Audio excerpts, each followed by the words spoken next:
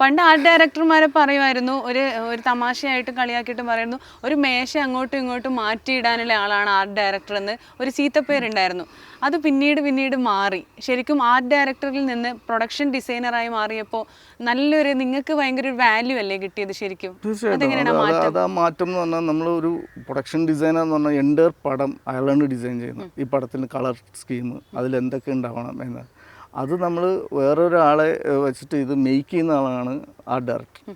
അപ്പോൾ നമ്മൾ എന്താ ഈ ഡിസൈൻ ചെയ്യുന്നത് ടോട്ടൽ ഇങ്ങനെ, ഈ ഡിസൈൻ ഇവിടെ ഇങ്ങനെ ആയിരിക്കണം, ഈ സാധനം ഇവിടെ ഉണ്ടാവണം എന്നൊക്കെ പറഞ്ഞിട്ട് നമ്മളൊരു സാധനം ഡിസൈൻ ഫൈനലൈസ് ചെയ്യുന്നതും അതിട്ട് കളർ സ്കീം പ്ലാൻ ചെയ്യുന്നതെല്ലാം പ്രൊഡക്ഷൻ ഡിസൈനറാണ്. അപ്പോൾ ആ സ്റ്റേജിലുള്ള ആൾക്കാർ ഇപ്പോഴും നമ്മുടെ മലയാളത്തിലാണ് ഒരു ഡൗൺ ആയി നിൽക്കുന്നത്. വളർന്നു വന്നേ ഉള്ളൂ.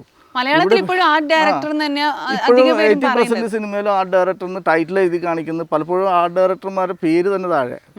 പുറത്ത് മറ്റു പടങ്ങളിൽ നോക്കിയാൽ ഒരു ഡയറക്ടർ അല്ലെങ്കിൽ DOP കഴിഞ്ഞാൽ അടുത്ത സ്ഥാനത്ത് അല്ലെങ്കിൽ ആ ഫസ്റ്റ് ഇതിൽ തന്നെ നിൽക്കുന്നത് പ്രൊഡക്ഷൻ ഡിസൈനറാണ്. അങ്ങോട്ട് എത്തിപ്പെടാൻ ഇനി സമയം എടുക്കും. നമ്മൾ പക്ഷേ കുറച്ച് പേര് കുറച്ച് മുമ്പിൽ വന്നിട്ടുണ്ട് ഇപ്പോൾ ഡെവലപ്പായി. അതായത് ഇപ്പോൾ ബ്രഹ്മയുഗമൊക്കെ പോലുള്ള സിനിമകളൊക്കെ മുമ്പിൽ വരുമ്പോഴാണ് ഇതൊക്കെ പുറത്ത് ആളുകൾ ശ്രദ്ധിക്കാൻ തുടങ്ങുമ്പോഴാണ് ഈ പ്രൊഡക്ഷൻ ഡിസൈൻ എന്താണെന്നുള്ള ആളുകൾ മനസ്സിലാക്കുന്നത്.